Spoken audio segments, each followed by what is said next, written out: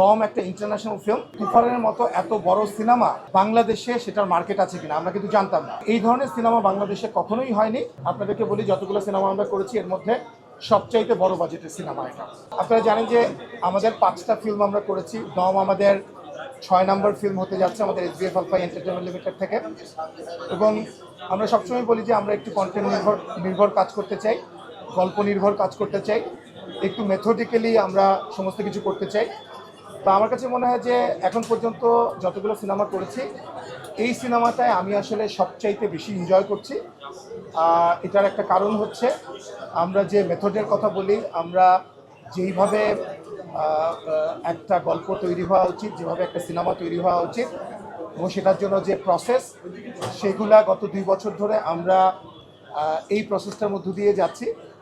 এবং আপনারা জানেন আমাদের ডিরেক্টর রেদওয়ান রনি অনেকদিন পর সিনেমা বানাচ্ছে, কিন্তু গত 2 বছর ধরেই উনি এই সিনেমাটার মধ্যে বসবাস করছে। শুধু তাই নয়, আমার কাছে মনে হয় চঞ্চল ভাই, নিশো, এবং আপনারা দেখলেন যে আজকে হয়তো আপনারা জানলেন যে পূজা চিরি যুক্ত হয়েছে, কিন্তু অ্যাকচুয়ালি এই প্রসেসটার মধ্যে পূজাও যাচ্ছিল অনেকদিন ধরেই। তো সবাই কিন্তু এই প্রসেসটার মধ্যে আছে এবং আমিও আছি। এবং ডিরেক্টর, আমি সবসময় বলি যে আমি হচ্ছে ডিরেক্টরস প্রডিউসার। তো আমার ডিরেক্টর যেভাবে বলেছে, ডিরেক্টর যে ভিশনটা দেখছে, যেভাবে করে প্রতিটা জিনিস অনবোর্ডেড হওয়া উচিত, সেইভাবেই আমরা চেষ্টা করছি। তো অবশেষে যেটা বললেন যে ফাইনাল পরীক্ষা, তো রেজাল্ট তো আসলে কী হবে সেটা আমরা জানি না, কিন্তু আপনাদেরকে আমরা এইটুকু জানাতে পারি যে আপনাদের মনে আছে হয়তো যে আমরা যখন তুফান করেছিলাম, তখন আসলে আমরা জানতাম না যে তুফানের মতো এত বড় সিনেমা বাংলাদেশে সেটার মার্কেট আছে কিনা আমরা কিন্তু জানতাম না। সো আমরা অলওয়েজ রিস্ক টেকার, আমরা রিস্ক নিয়েছি এবং উই সাকসিডেড। এবং আপনাদেরকে আমি বলবো যে 5টা সিনেমা করবার পর আজকে 6 নম্বর যে দম সিনেমাটা, আপনার এই সিনেমাটা সম্পর্কে এটাই বলতে চাই আমি যে এটা একটা গল্প নির্ভর cinema and inspired by a true story. এবং এই ধরনের সিনেমা বাংলাদেশে কখনোই হয়নি। এবং এই সিনেমার পোর্ট্রে করার জন্য যে ধরনের বাজেট প্রয়োজন, যে ধরনের স্কিল প্রয়োজন, যে ধরনের অ্যাক্টিং স্কিল দরকার, ডিরেক্টরের যে বিচক্ষণতা দরকার, আমাদের রাইটারদের যে বিচক্ষণতা দরকার, আমি অ্যাজ এ প্রডিউসার আমার কাছে মনে হচ্ছে যে আমরা আজকে প্রি প্রোডাকশনে যে স্যাটিসফ্যাকশন সেটা এসছে। তারপর তো আমাদের শুটিং, তারপর পোস্ট প্রোডাকশন, রিলিজ, সমস্ত কিছু মিলিয়ে সামনে অনেকগুলো পরীক্ষা আছে। বাট আমি আপনাদেরকে একটা তথ্য দিতে চাই, এটা কোনো ধরনের আমাদের জাস্ট প্রেসে বলার জন্য না। আমরা ওই যে বললাম যে তুফান সিনেমাটা করার আগেও আমরা জানতাম না যে তুফানের মতো এত বড় সিনেমার মার্কেট আছে কিনা। তো আমরা দমের এবং তারপরেই জেনেছি যে এত বড় মার্কেট আছে। এই কারণে কিন্তু আজকে দম নিয়ে আমরা সাহস করতে পেরেছি। আমাদের 6 নম্বর সিনেমার, আপনাদেরকে বলি যতগুলো সিনেমা আমরা করেছি এর মধ্যে সবচাইতে বড় বাজেটের সিনেমা এটা। আপনাদেরকে একটা কথা আমি জানাই, এটা কাজাকিস্তানের জন্য না, পৃথিবীর যেখানেই শুটিং করি না কেন, দেখেন আমাদের বিদেশে তো নাটকের শুটিংও হয়, সেটা ইম্পর্টেন্ট না। ইম্পর্টেন্ট হচ্ছে সিনেমাটা আমরা কীভাবে বানাচ্ছি। তো আমাদের ডিরেক্টর রেদওয়ান রনি যে ভিশনটা দেখেছে, সেখানে প্রতিটা জায়গায় আমরা মেথডিক্যালি কাজ করার চেষ্টা করছি, একটা প্রসেস মেনটেন করে কাজটা করার চেষ্টা করছি। সেই জায়গায় ইন্টারন্যাশনালি এটাকে আমি দম একটা ইন্টারন্যাশনাল ফিল্ম, এবং ইন্টারন্যাশনাল ফিল্ম বলার অনেকগুলো কারণ আছে।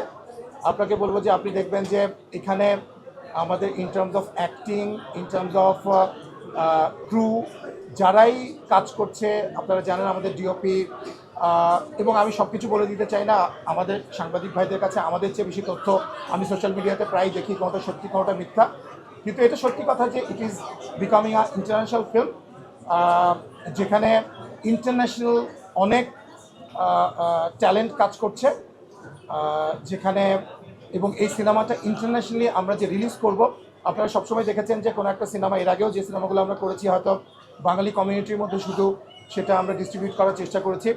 যেহেতু আমরা কাজাকিস্তানে শুটিং করছি, কাজাকিস্তান, আজারবাইজান, উজবেকিস্তান থেকে শুরু করে রাশিয়া বলেন, এবং অন্যান্য যে মার্কেটগুলো আছে যেগুলো বাংলা ফিল্ম কখনো ঢুকতে পারেনি, সেই মার্কেটগুলোতে আমরা এক্সপ্লোর করব দম নিয়ে।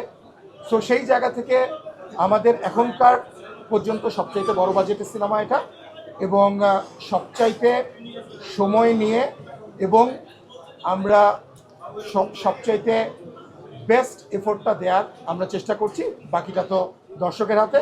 কারণ দর্শক এই পর্যন্ত আমরা যতগুলো রিস্ক নিয়েছি আমরা দেখেছি দর্শকরা আমাদেরকে কখনোই ডিসঅ্যাপয়েন্ট করেনি।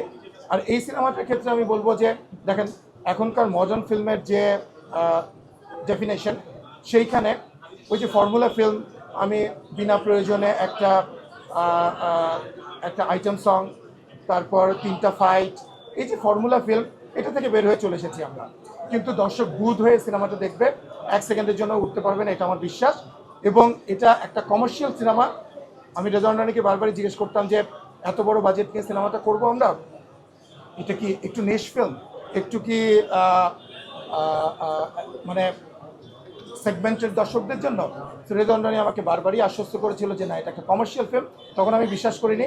আজকে স্ক্রিপ্টটা হয়ে যাওয়ার পর, চিত্রনাট্য দেখে এবং আমরা যেভাবে শুটিংটা করছি, এটা কমার্শিয়ালি ট্রিট করা হচ্ছে, একটা সত্য ঘটনা অবলম্বনে ইন্সপায়ার্ড হয়ে আমরা সেই কাজটা করছি।